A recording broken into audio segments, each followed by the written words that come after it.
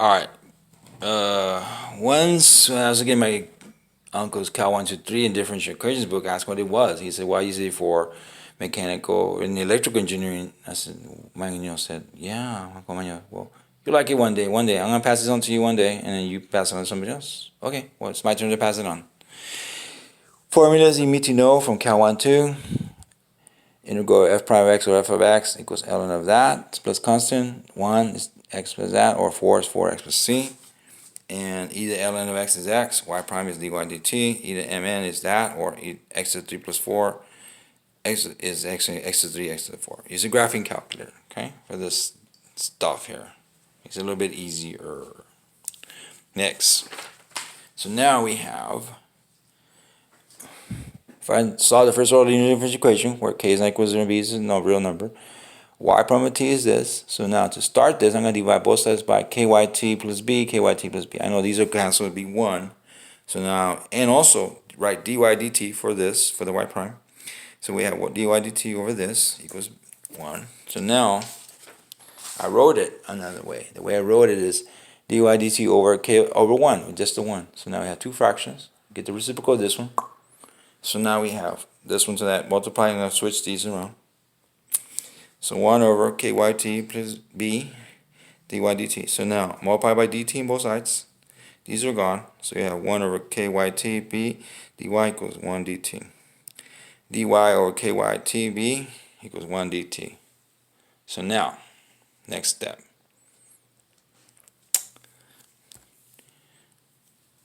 Okay. Integral. Take the integral of both of these.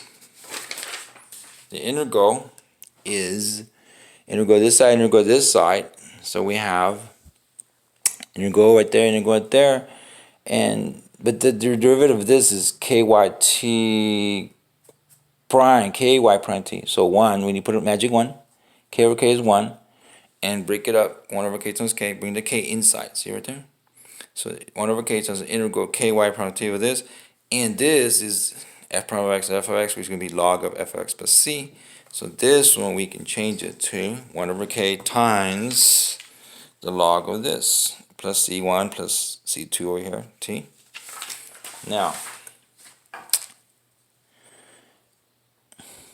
multiply by k, all the way across, k and k. K there, k there, k there. So now we have k over k, it's gone as 1. kc1, k times that, and that, k times that, and k times c2. So now we have 1, which is ln of that. Subtract from both sides. kc1, kc1, these are gone. So now we have ln of this equals this plus, now this right here, I'm going to call it something else on the next part. We'll call it C3. So now we have ln of kytb equals ktc3. So now I take the e to this power, e to this power. So e to ln, you know what's going to happen there. It's going to end up with just, but e to the k plus is it e to kt, e to, call this something else. This is the constant anyway. So we'll call it C4. C4 times that. Rewrite it this way.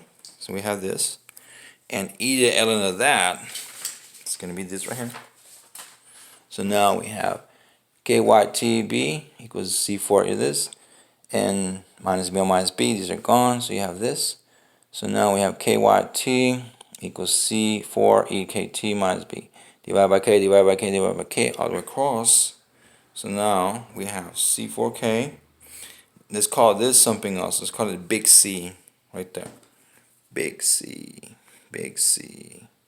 Got it. So that means here's our answer. Always. Now let's use it. So now I know that. Does it work? Let's see. Here's the problem. There's a derivative.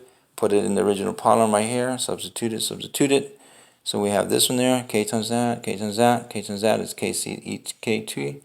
K times that is K times b over k. These cancel. So we have b minus b. Those are gone. So we have ck, kc. Rewrite this. So ck ekt and ck ek. Oh, that works. They're the same. Now let's apply it. We have first order linear differential equation where k is not equal to 0 and b is a real number. There it is. The answer is that. Always looks from there, it becomes that. So now let's use this. Suppose you go to a private university with your best friends from high school. So you will need $60,000. You borrow $60,000 interest rate of 6% per year. Agree to pay back $600 every month. Solve the first order differential equation with initial condition y0. You got the money, 60,000. 0.6%, 0.06 by that, 0.05 every month. So y prime of t equals 0.005y minus 600. Okay, we have b. Put these numbers in here for the, and we have negative 600 over this. Divide these two numbers to negative, and negative is a positive. So now we have c that plus 120,000, and we have y0 initial condition. So we'll put it in there. Let's use it.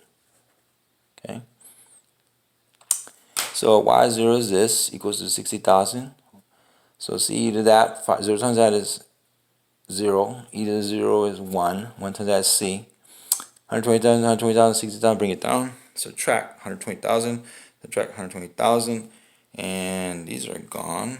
But c is going to be a negative 60,000, and negative 60,000 goes in there for the c.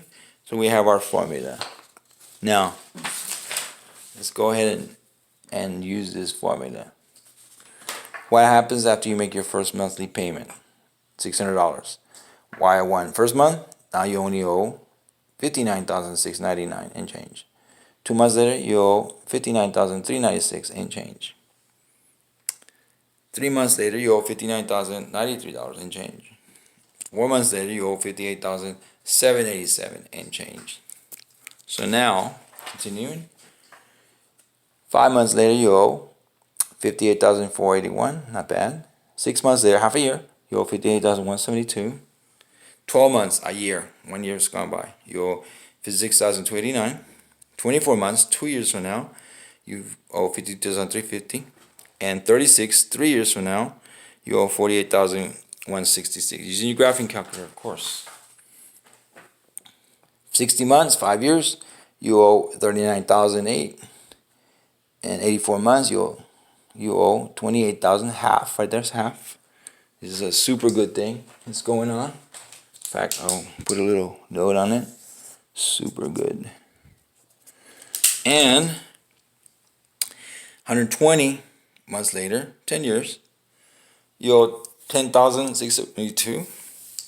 137 months later, you owe $973. And 138 months later, what do you owe? $377. Look at that. It's like nothing. You're done. After 11 and a half years. What does that mean? That means that 600 times 138 is 82,800 for 1 year at the private university at 6% interest. For a $60,000 loan, you will pay back 82,800 in 138 payments a month, or 11.5 years at 6% rate, of course, for that $60,000 loan. But suppose you don't qualify for this 6%, just use a 12% loan. That's fine. What's the difference? Let's find out. You borrow $60,000 at an interest rate of 12% per year and agree to make back payments of $617.17. So here's the equation. It will tell us what's going on, what's left over. Y1, first month, you owe $59,884. 12 months later, you owe $58,597. 60 months later, you owe $52,653. 120, you owe $44,408. 210 months from now, you owe $30,109. Again, yay, this is like half again. Let's put check marks by that thing. Alright, half done. So now, 240 payments later, $24,765. 300 payments later, you owe $13,105. 358 payments, you owe $478. 359 payments, you owe $348. 360 payments later, yes, you only owe $17. $17.66. Man, it's done. It's over after 30 years, 360 payments. It's over. This is super good. What does that mean? That means that total pay for a $60 loan and 360 payments of 30 years at 12% interest, of course. To go to that private university 1 year, you ended up paying $22,181.20. Or let's graph these two guys and see what they look like. Ready? As you make payments on your loan, your $60,000 loan, it'll start going lower and lower and lower what you owe balance. Eventually, after 360 or 30 years later, you're done. Well, 360 payment, you owe $17. But really what's going on is your payments are 17. So after 97 payments, you've given them $60,000 already. Essentially that. You continue. You keep making payments. Where here it stops at 360. So at 360, you ended up giving them how much money from your checking account, bank account, whatever? $222,181.20 for that $60,000 loan over a period of what? 30 years. Only 30 years. Yeah, that's not bad. But you were there with your best friends from high school at the private university. Yes, that's what matters.